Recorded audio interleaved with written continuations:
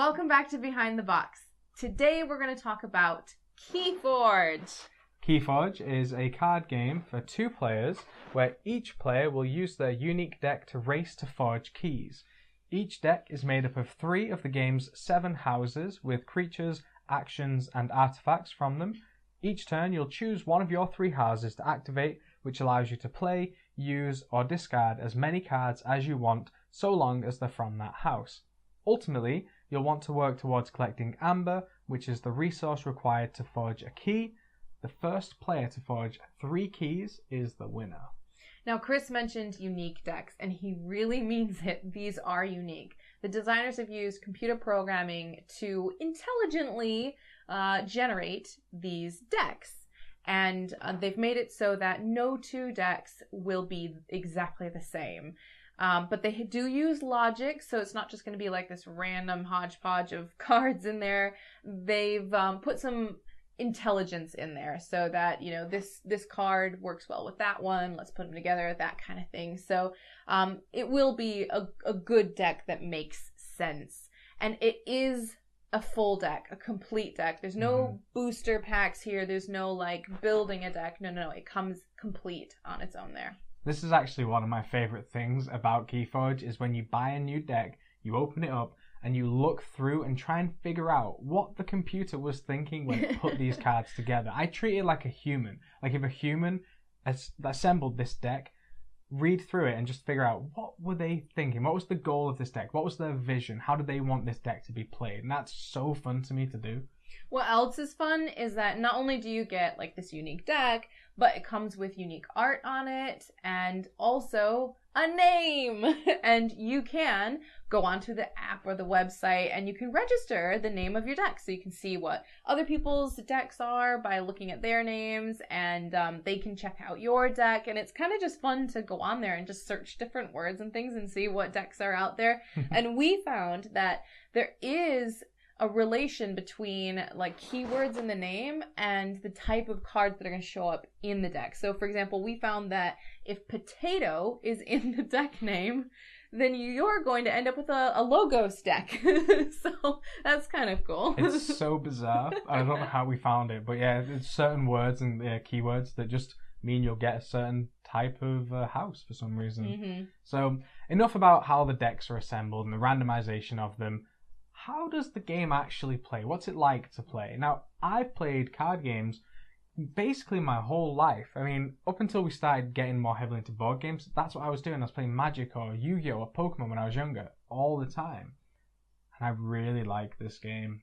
I've enjoyed our time with Keyforge so much. And I was concerned before we started playing it, because of the randomization, I thought, are the decks just going to be weird? And so far, that's not been our experience. They have been good decks with their own unique feeling to how you play them, and they're kind of strategic. Like, it's a lot more strategic and deep than I would have expected from just a randomized game, but it is also really accessible. Yeah, that's right. I do appreciate the accessibility. They've simplified what can be kind of complicated and intimidating in other card games. So for example, I don't have to worry about my opponent's health or their life or anything like that. I just have to pay attention to how much amber they have and how many keys they've forged with that amber and think about that. Also, there's no real like cost to playing cards. There's no mana to keep track of or like paying for a card. You can play as many cards as you want as long as they're from the house that you've declared at the start of your turn. That's really like the most important choice that you make on your turn is like what house you're going to declare. And there's no real bad choice because there's always options there. You can always have a good turn.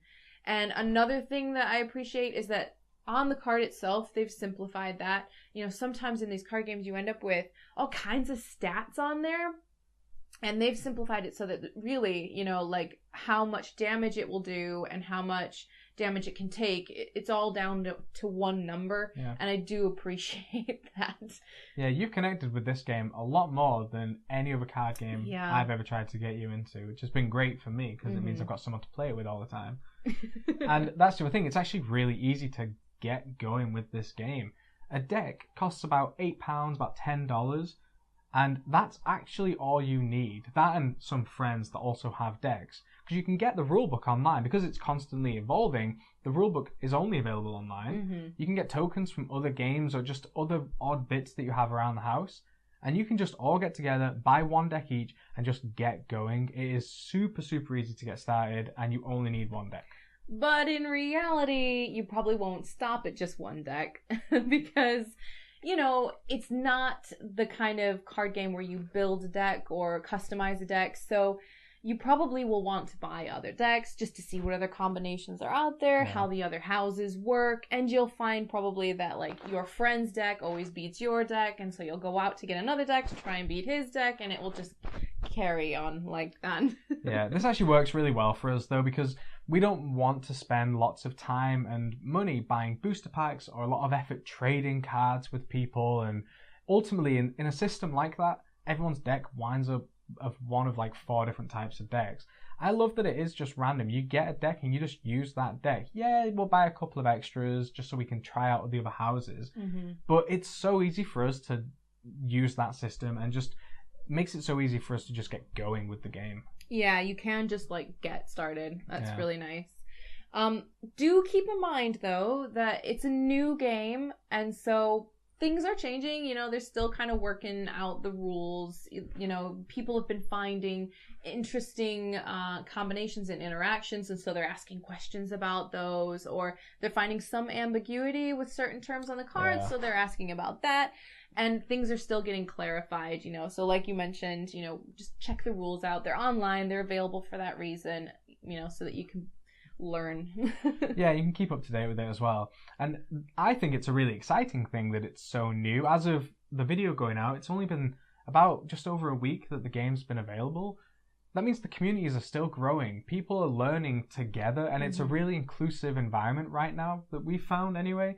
And if you want to be part of that, you can. If you've been part of other communities for other games, and there's been things that you did or didn't like, you can try and get that change into Keyforge. You can help forge the community, which is really exciting. Yeah, it is a exciting time to be getting into the hobby, especially this card game. Yeah. So, we'd say that if you're at all interested, give it a go.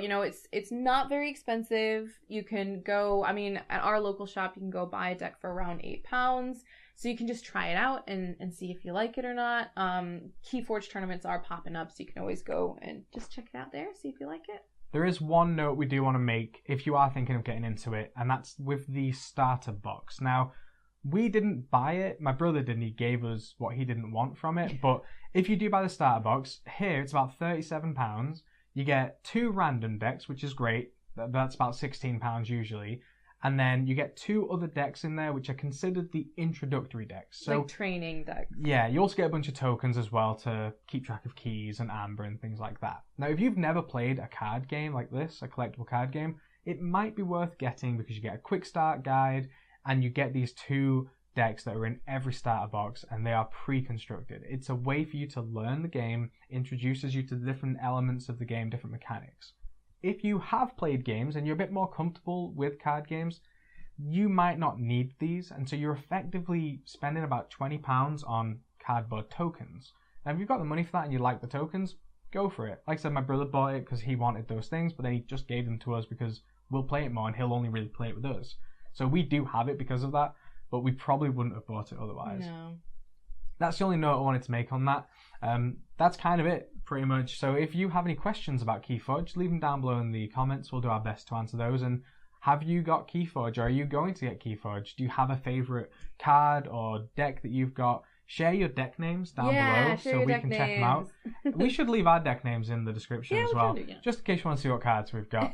I'm going to a tournament in a couple of weeks' time at Fanboy 3 in Manchester. So if you are going and you want to say hi, then feel free to.